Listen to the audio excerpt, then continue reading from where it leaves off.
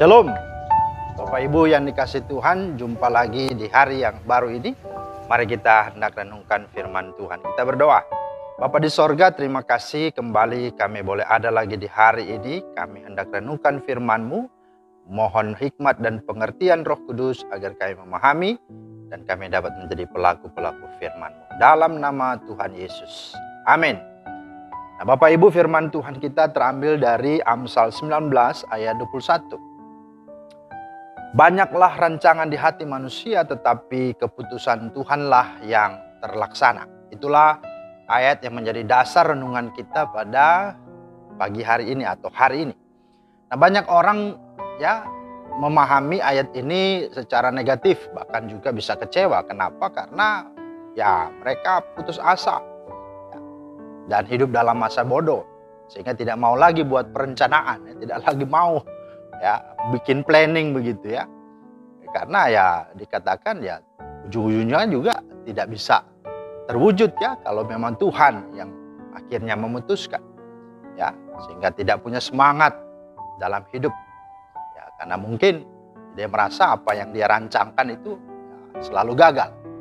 Nah, padahal bukankah merencanakan dan merancangkan itu adalah sesuatu hal yang baik dan benar. Dan kenapa dia punya pemahaman yang seperti itu tentang Tuhan? Bahkan bukankah Tuhan sendiri yang selalu, kalau kita membaca ayat-ayat lain, yang menghendaki agar kita melakukan perencanaan sebelum kita berbuat atau bertindak. Misalnya Lukas 14 ayat 28-32. Itu di sana dikatakan, sebab siapakah yang di antara kamu yang kalau mau mendirikan rumah atau sebuah menara tidak duduk dahulu untuk membuat anggaran biayanya, kalau cukup uangnya untuk menyelesaikan pekerjaan itu, supaya jikalau ia sudah meletakkan dasarnya dan tidak dapat menyelesaikannya, jangan-jangan semua orang yang melihatnya mengejeknya dan sambil berkata bahwa orang itu mulai mendirikan tetapi ia tidak sanggup menyelesaikannya. Artinya supaya jangan malu-maluin kan.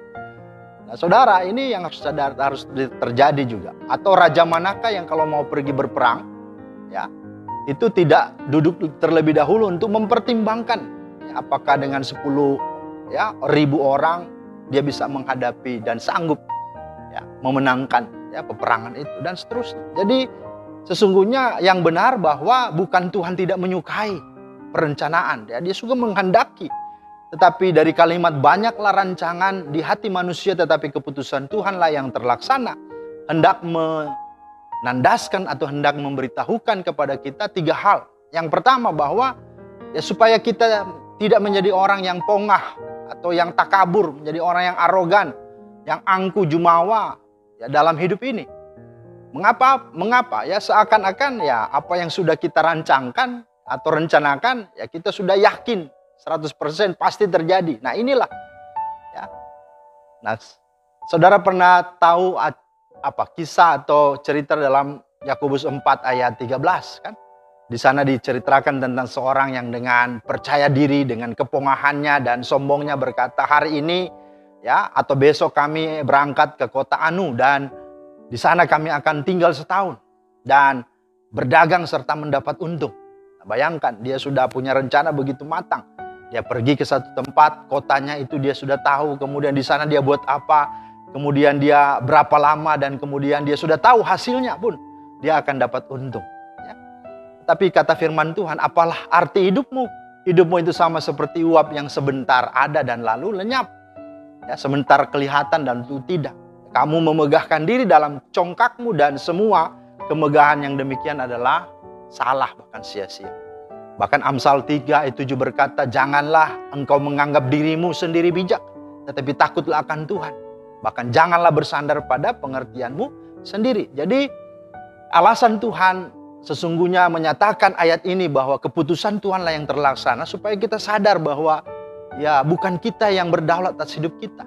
Ada yang sungguhnya lebih berwewenang, berotoritas, itulah Tuhan. Supaya kita jangan menjadi orang angkuh, menjadi orang yang pongah, yang menjadi orang yang arogan dan tidak tahu dan tidak menyadari bahwa kita ini adalah manusia biasa. Yang kedua, alasan mengapa Tuhan menyampaikan bahwa Walaupun banyak rancangan di hati manusia, tapi keputusanlah yang terlaksana.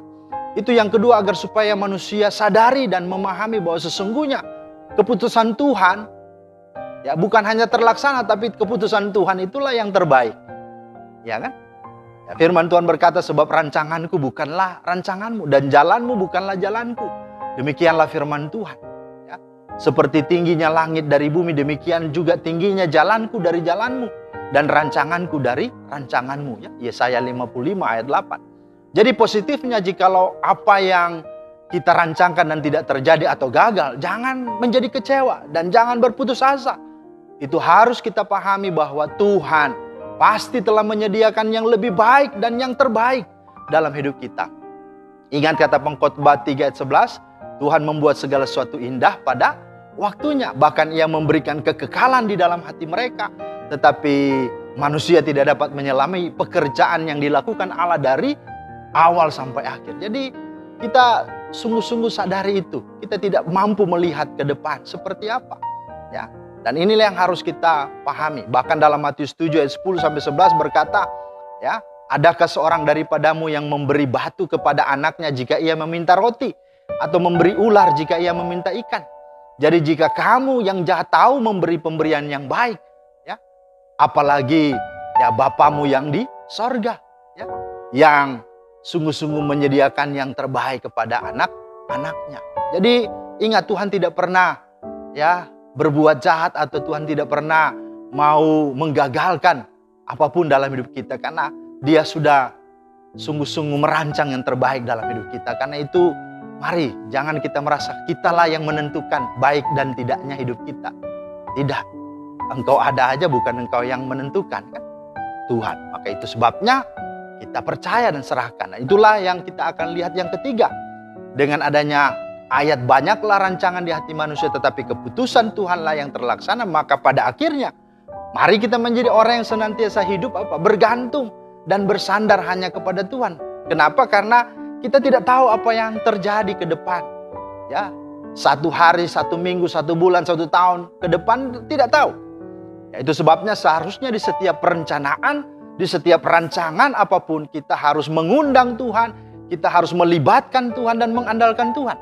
Nah, kalau dalam Yakobus 4:13 tadi dikatakan apa? Ya, jikalau engkau merencanakan, alangkah baiknya jika engkau berkata, jika Tuhan menghendaki, kan begitu ya. Nah, inilah yang harus ada. Firman Tuhan berkata, diberkatilah orang yang mengandalkan Tuhan, yang menaruh harapannya kepada Tuhan. Yeremia 17 ayat 7. Sebab tanpa Tuhan, di luar Tuhan, kita tidak dapat berbuat apa-apa. Yohanes 15 ayat 5. Bahkan di dalam Dia kita ada, kita hidup, kita bergerak. Ya, kita bernafas malah, kan? Kisah Rasul 17:25 dan juga 27. Maka dikatakan juga bahwa perjalananmu ketika engkau bersama dengan Tuhan, engkau tidak hanya akan berhasil. Kalau berhasil artinya apa? Yang engkau sudah rancang, Tuhan pimpin. Kalau itu seturut kehendaknya, maka itu akan berhasil tepat sesuai dengan yang engkau rancang. Tapi tidak hanya berhasil, tapi dibuatnya beruntung. Ya, artinya apa? Hal-hal yang kita tidak pikirkan, yang kita tidak rancang, yang kita tidak tahu, Tuhan berikan, Tuhan sediakan luar biasa. Jadi kalau kita bersama Tuhan dalam semua perencanaan, pasti itu indah dan pasti itu memberkati kita. Karena itu mari ya, libatkan dan andalkan Tuhan dalam setiap keputusanmu, rancanganmu, dan masa depan. Tuhan Yesus kiranya memberkati. Amin. Mari kita berdoa. Terima kasih Tuhan untuk firman-Mu. Teraikan di hati kami dan tolong kami supaya hidup bergantung kepada Tuhan, bersandar pada Tuhan dalam segala apapun. Sebelum kami melakukan sesuatu, apalagi merencanakan sesuatu. Karena kami tahu kebaikan, keberhasilan, kebahagiaan, dan keberuntungan itu adalah berasal dan hanya Tuhanlah yang berkuasa atasnya. Terima kasih Tuhan, dalam nama Tuhan Yesus kami berdoa. Amin.